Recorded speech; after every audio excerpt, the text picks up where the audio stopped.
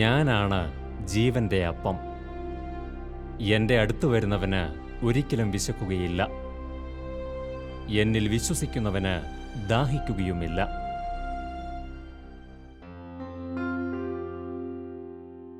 തൻ്റെ പ്രിയ മക്കൾക്കായി ദൈവം സജ്ജീകരിച്ചിരിക്കുന്ന ദിവ്യഭോജ്യമാണ് വിശുദ്ധ കുർബാന. ഈ ലോക ജീവിതത്തിൽ ഓരോ ആത്മാക്കളും അഭിമുഖീകരിക്കുന്ന എല്ലാ കുറവുകൾക്കുമുള്ള ശാശ്വതമായ പരിഹാരം അതുമാത്രമാണ്.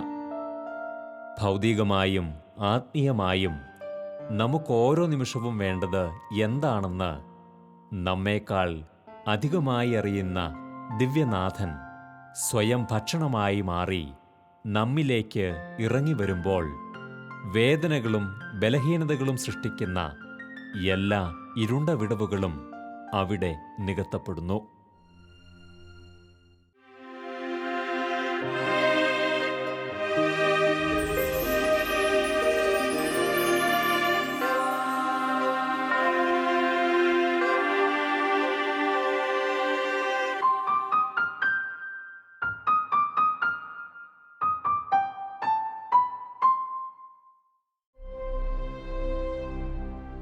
വിശുദ്ധ കൊച്ചുത്രേസ്യ പറയുന്നു, അല്പം കൂടി തുറവിയുള്ളവരാകുക, അഥവാ നിങ്ങളുടെ ചിന്താമണ്ഡലത്തെ അല്പം കൂടി ഉയർത്തുക.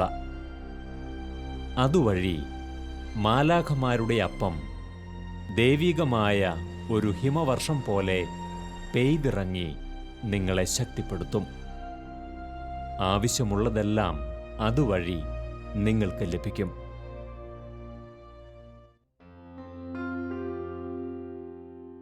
നമുക്ക് സ്നേഹത്തിൻ്റെ തികവ് നൽകുന്ന ആത്മീയ ഭോജ്യമാണ് ദിവ്യകാരുണ്യം. വചനം പറയുന്നു, അവൻ്റെ പൂർണ്ണതയിൽ നിന്ന് നാമെല്ലാം കൃപയ്ക്കുമേൽ കൃപ സ്വീകരിച്ചിരിക്കുന്നു. ദൈവത്തിൻ്റെ പൂർണ്ണത ദിവ്യകാരുണ്യമാകുന്ന ദൈവിക സാന്നിധ്യത്തിലൂടെ മനുഷ്യാത്മാവിൽ നിറയുമ്പോൾ ഓരോ മനുഷ്യരും ദൈവമക്കളായി മാറുന്നു. അവിടുത്തെ പൂർണ്ണതയിൽ പങ്കാളികളായിത്തീരുന്നു.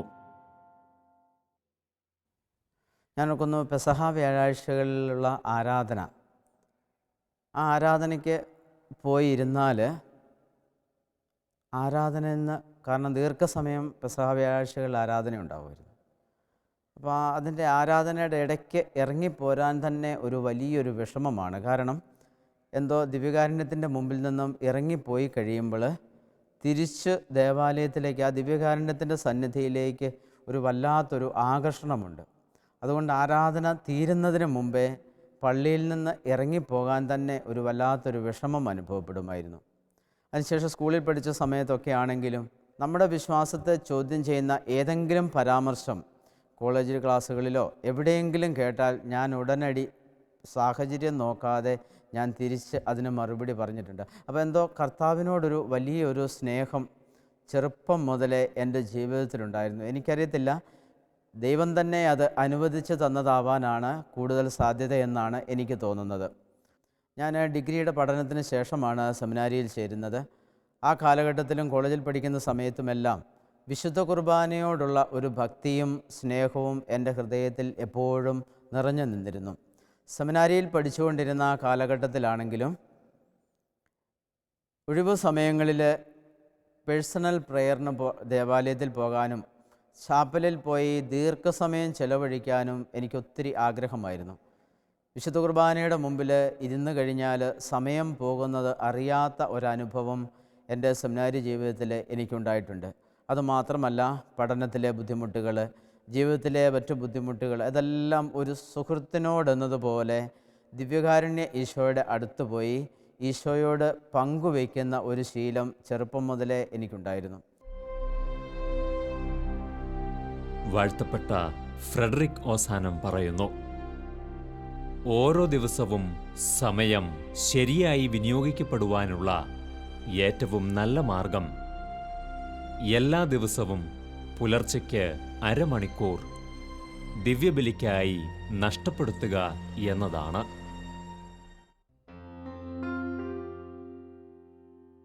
മനുഷ്യമക്കളോടുള്ള ദൈവത്തിൻ്റെ സ്നേഹപ്രകാശനമാണ് വിശുദ്ധ കുർബാന. ആ സ്നേഹപൂർണതയിൽ ഓരോ വ്യക്തികളും പങ്കാളികളായി മാറണമെന്ന ലക്ഷ്യത്തോടെ കാലത്തിൻ്റെ പൂർണ്ണതയിൽ അവിടുന്ന് സ്ഥാപിച്ച മഹത്തായ സ്മാരകമാണ് അത്. ലോകാവസാനം വരെയും നമ്മോടൊപ്പമായിരിക്കുവാനുള്ള ദൈവത്തിൻ്റെ മഹത്തായ പദ്ധതിയാണ് അത്. വചനം പറയുന്നു, ലോകത്തിൽ തനിക്ക് സ്വന്തമായുള്ളവരെ അവൻ സ്നേഹിച്ചു, അവസാനം വരെ സ്നേഹിച്ചു. ആദ്യമായിട്ട് വികാരിയായ ഒരു ഇടവകയിൽ ഞാൻ ചെന്നൊരു 3 മാസം കഴിഞ്ഞപ്പം ഒരു മനുഷ്യൻ ആത്മഹത്യ ചെയ്യാനിടയായി. അതെന്നെ വല്ലാതെ വിഷമിപ്പിച്ചു. അന്ന് ഞാൻ ആഗ്രഹിച്ചു, ദൈവമേ, ഇനി ഒരാൾ പോലും എൻ്റെ ഇടവകയിൽ ആത്മഹത്യ ചെയ്യാനിടയാക്കരുതേ എന്ന് ഞാൻ മനസ്സുകൊണ്ട് ആഗ്രഹിച്ച് ഞാൻ പ്രാർത്ഥിച്ചു. അന്ന് മുതൽ അന്ന് എൻ്റെ ഇടവകയിൽ ധ്യാനിപ്പിക്കുവാനായിട്ട് വന്ന ഒരു ധ്യാനഗുരു പറഞ്ഞതനുസരിച്ച് എല്ലാ ദിവസവും രാവിലെ വിശുദ്ധ കുർബാനയ്ക്ക് മുമ്പ് ഞാൻ ആരാധന തുടങ്ങി. അതിനുശേഷം ഇന്ന് വരെയും ഞാൻ 18 വർഷമായി അച്ഛനായിട്ട് ഒരു ആത്മഹത്യ ചെയ്ത മൃതദേഹം അടക്കം ചെയ്യേണ്ട ഒരു അവസ്ഥ എനിക്ക് അതിനുശേഷം ഇന്ന് വരെയും വന്നിട്ടില്ല.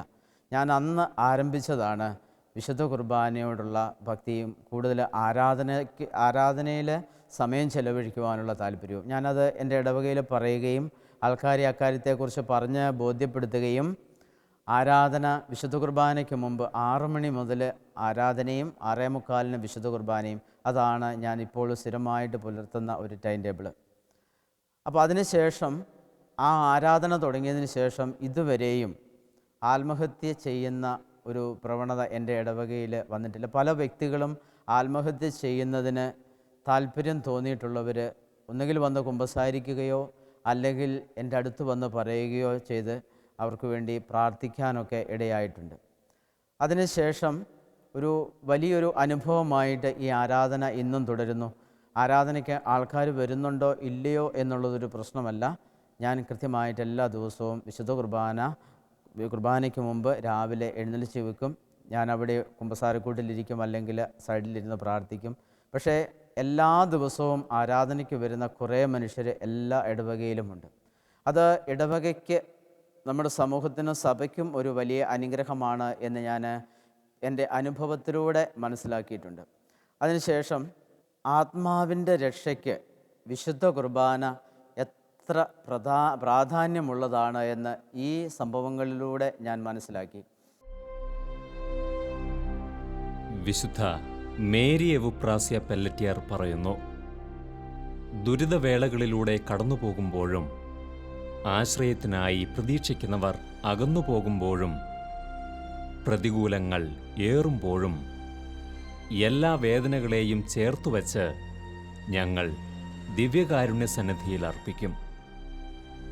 അവിടുന്ന് നമ്മെ സഹായിക്കുവാനായി സദാ അവിടെ കാത്തിരിക്കുന്നുണ്ടല്ലോ. ഒരു നിമിഷം ചിന്തിക്കാം.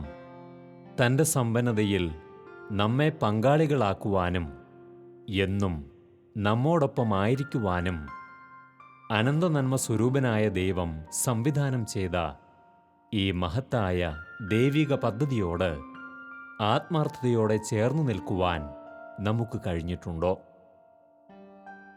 എല്ലാ നന്മകളിലും നമുക്ക് പങ്കാളിത്തം ഉറപ്പു നൽകുന്ന ഈ ദിവ്യഭോജ്യം ആത്മാവിൽ ഉൾക്കൊണ്ടുകൊണ്ട് ദൈവത്തിൻ്റെ സ്നേഹവലയത്തിൽ മുന്നേറുവാൻ നമുക്ക് പരിശ്രമിക്കാം.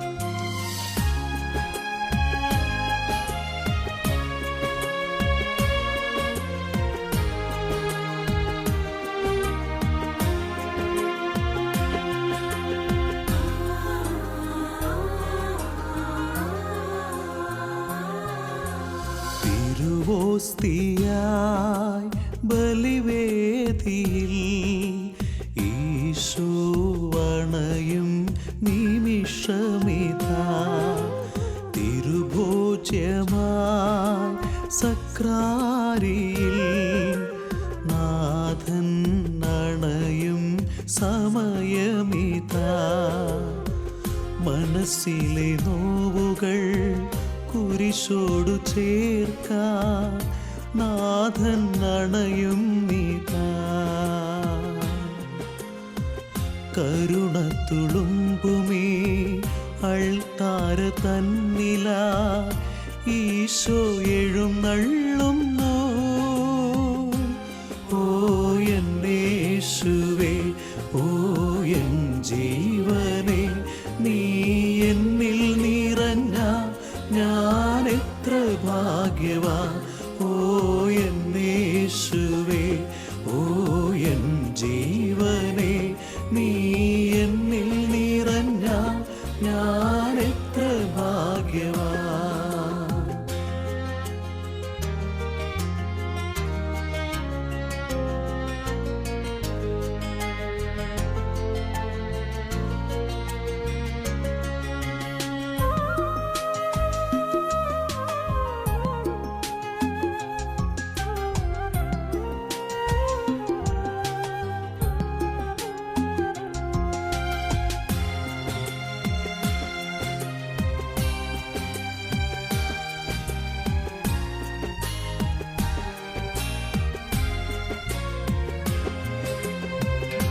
നീ വരുമ്പോൾ എൻ മാനസം നന്ദിയാൽ നിറയും.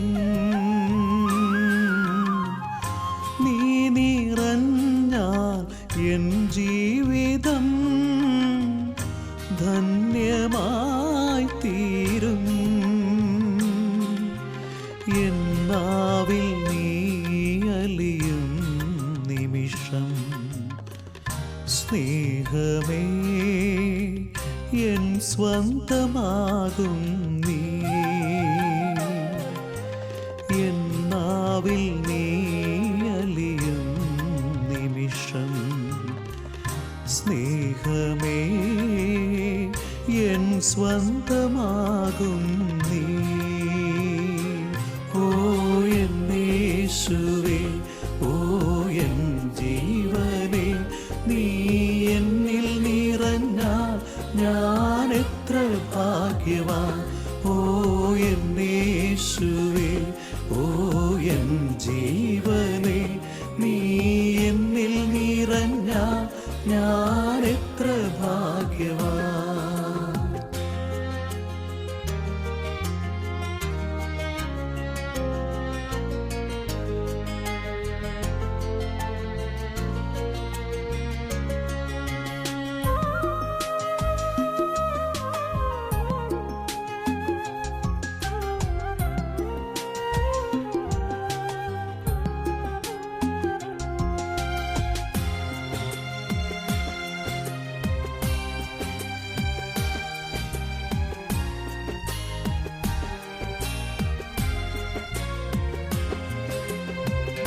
നീ മൊഴിഞ്ഞാൽ എൻ ഹൃദയം ശാന്തമായി തീരും.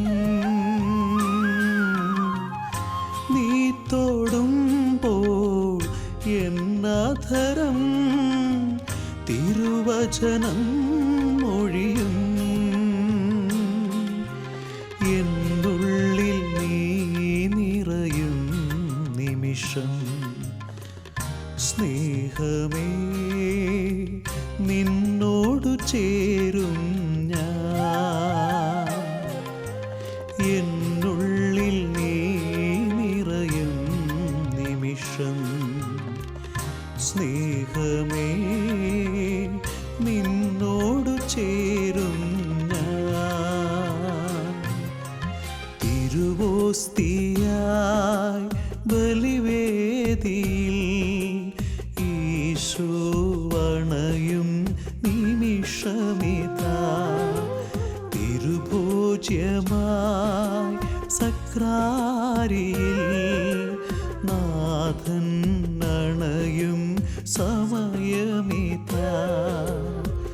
മനസ്സിലെ നോവുകൾ കുരിശോടു ചേർക്കാൻ നാഥൻ അണയും നീതാ. കരുണത്തുളുമ്പുമീ അൾത്താര തന്നില ഈശോ എഴുന്നള്ളുന്നു. ഓ എന്നേശുവേ, ഓ എൻ ജീവനേ, നീ എന്നിൽ നിറഞ്ഞാൽ ഞാൻ എത്ര ഭാഗ്യവാൻ. ഓ എന്നേശുവേ, ഓ എൻ ജീവനേ, നീ എന്നിൽ നിറഞ്ഞാൽ ഞാൻ എത്ര ഭാഗ്യവാൻ.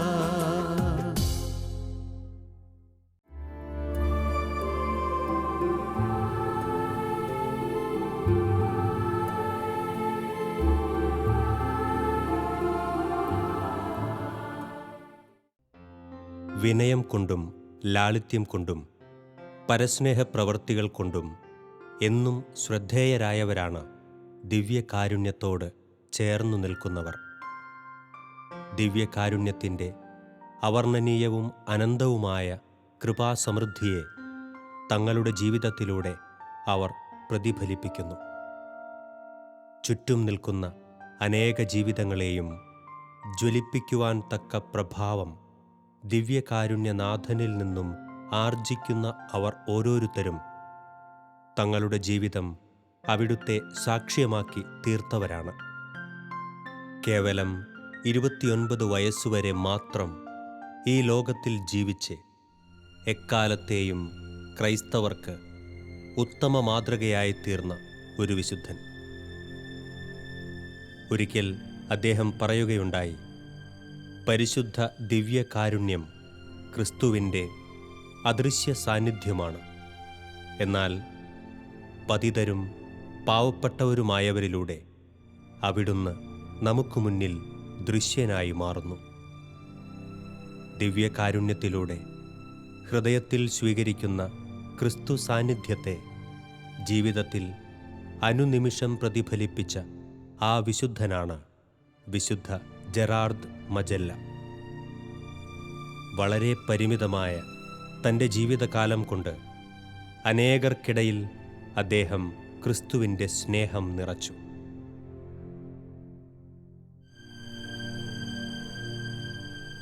ഇറ്റലിയിലെ മ്യൂറോയിൽ 1726 വിശുദ്ധ ജെറാർദിൻ്റെ ജനനം. ദരിദ്രനായ ഒരു തയ്യൽക്കാരൻ്റെ 5 മക്കളിൽ ഇളയവനായിരുന്നു അദ്ദേഹം. ദാരിദ്ര്യമെന്തെന്ന് അറിഞ്ഞു വളർന്ന ജെറാർദിനെ എക്കാലവും ദരിദ്രരോടും വേദനിക്കുന്നവരോടും വലിയ അനുകമ്പ സൂക്ഷിക്കുവാൻ കഴിഞ്ഞിരുന്നു. ജെറാർദിന് കേവലം 12 വയസ്സ് മാത്രം പ്രായമുള്ളപ്പോൾ സംഭവിച്ച പിതാവിൻ്റെ മരണം ആ കുടുംബത്തെ വലിയ പ്രതിസന്ധിയിലാഴ്ത്തി. വളരെ വേഗം ഒരു വരുമാന മാർഗം കണ്ടെത്തേണ്ട ചുമതല ജെറാർദിൻ്റേതു കൂടിയായി മാറി.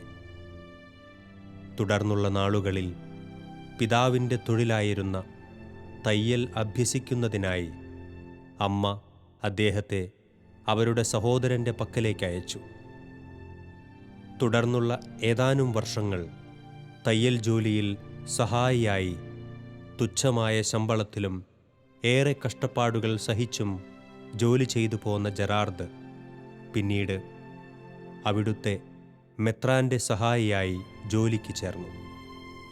മെത്രാൻ്റെ മരണം വരെ ആ ജോലിയിൽ തുടർന്ന അദ്ദേഹം അതിനുശേഷം 21-ാം വയസ്സിൽ കൂലിപ്പണിക്കാരനായി ജോലി ചെയ്തു തുടങ്ങി. ആ കാലങ്ങളിൽ 2 തവണ കപ്പൂച്ചിൻ സഭയിൽ ചേരുന്നതിനായി അദ്ദേഹം ശ്രമിച്ചിരുന്നുവെങ്കിലും അദ്ദേഹത്തിൻ്റെ അപേക്ഷ നിരാകരിക്കപ്പെടുകയാണുണ്ടായത്. ജെറാർദിൻ്റെ അനാരോഗ്യമായിരുന്നു കാരണം.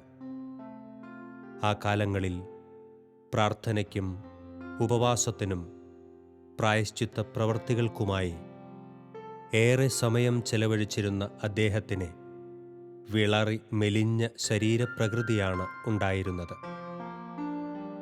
തൻ്റെ വരുമാനം കുടുംബാവശ്യങ്ങൾക്കായി പങ്കുവച്ചിരുന്നതിന് പുറമെ പാവപ്പെട്ടവരെ തന്നാലാകും വിധം സഹായിക്കുകയും ചെയ്തിരുന്നു.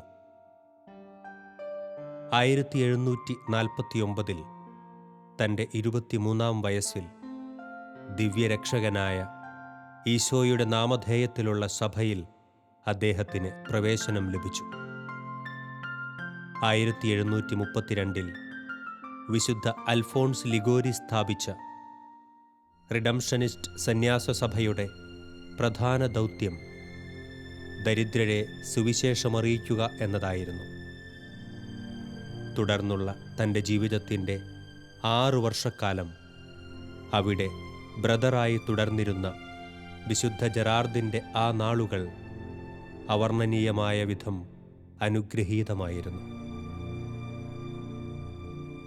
സന്യാസ ജീവിതത്തിൻ്റെ 3 വ്രതങ്ങളായ ദാരിദ്ര്യം, ബ്രഹ്മചര്യം, അനുസരണം എന്നീ പുണ്യങ്ങളിൽ അതിശയകരമായ വിധം അദ്ദേഹം ജീവിച്ചു.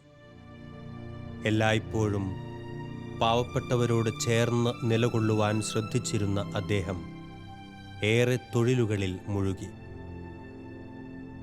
അൾത്താര ശുശ്രൂഷയായും തോട്ടക്കാരനായും ചുമട്ടുകാരനായുമെല്ലാം വേല ചെയ്ത അദ്ദേഹം താൻ അഭ്യസിച്ചിരുന്ന തയ്യൽ ജോലിയിലും മുഴുകിയിരുന്നു.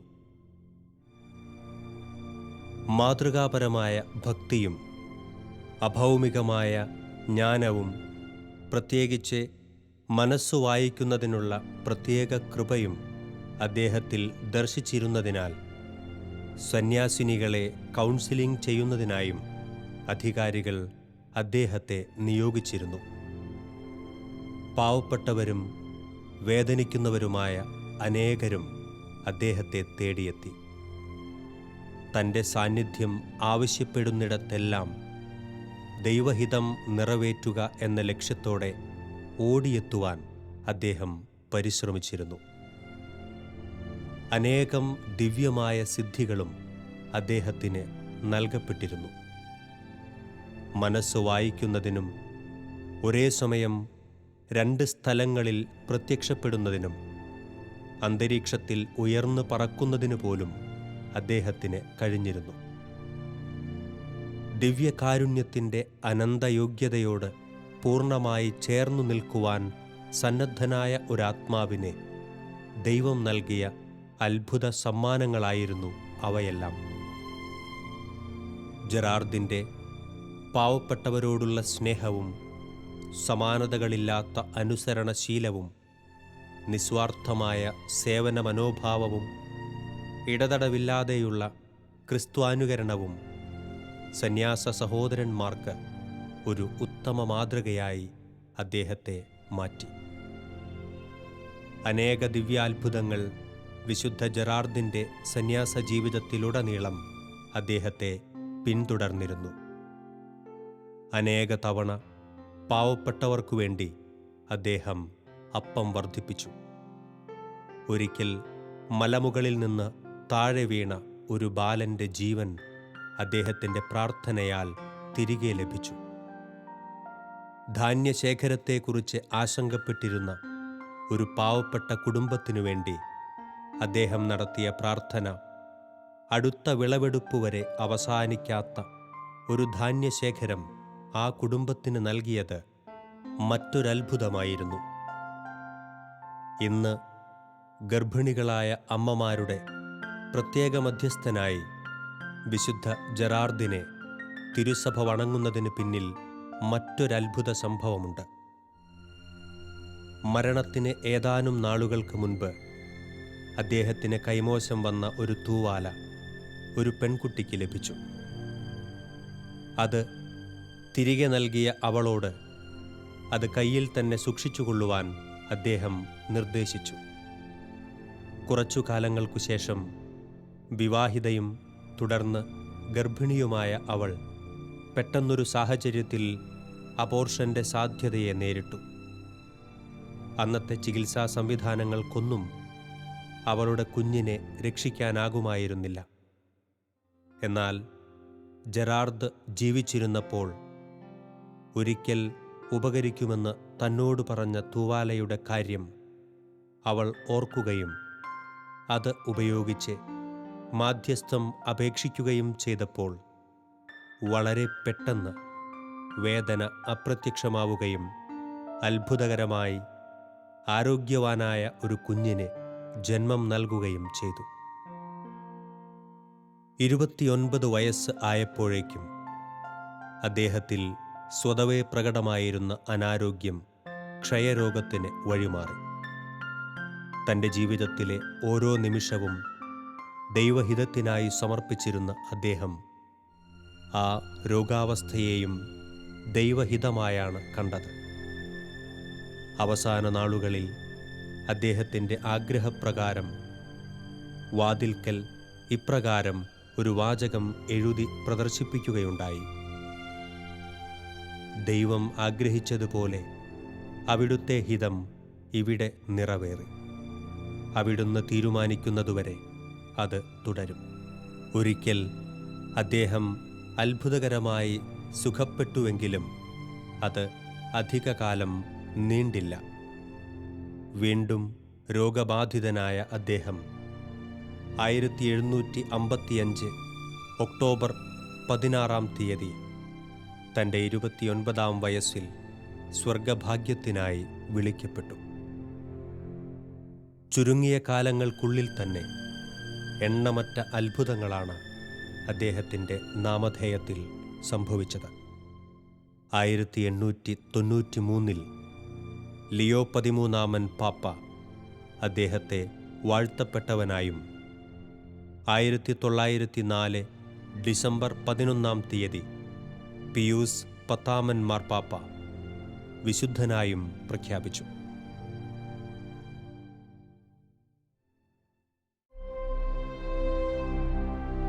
ദിവ്യകാരുണ്യനാഥനായ ഈശോയെ, അവിടുത്തെ സ്നേഹപൂർണതയും കൃപാസമൃദ്ധിയും വളരെ പരിമിതമായ ഒരു ജീവിതകാലത്തിലൂടെ ഈ ലോകത്തിന് പകർന്നു നൽകിയ വിശുദ്ധ ജെറാർഡ് മജല്ലയെ ഓർത്ത് അങ്ങയെ ഞങ്ങൾ സ്തുതിക്കുന്നു. ആ വിശുദ്ധൻ്റെ സ്നേഹമാതൃക പിന്തുടർന്ന് ഈ ലോകത്തിൽ അങ്ങേക്ക് സാക്ഷ്യം വഹിക്കുവാൻ ഞങ്ങളെ അനുഗ്രഹിക്കണമേ. ആമേൻ.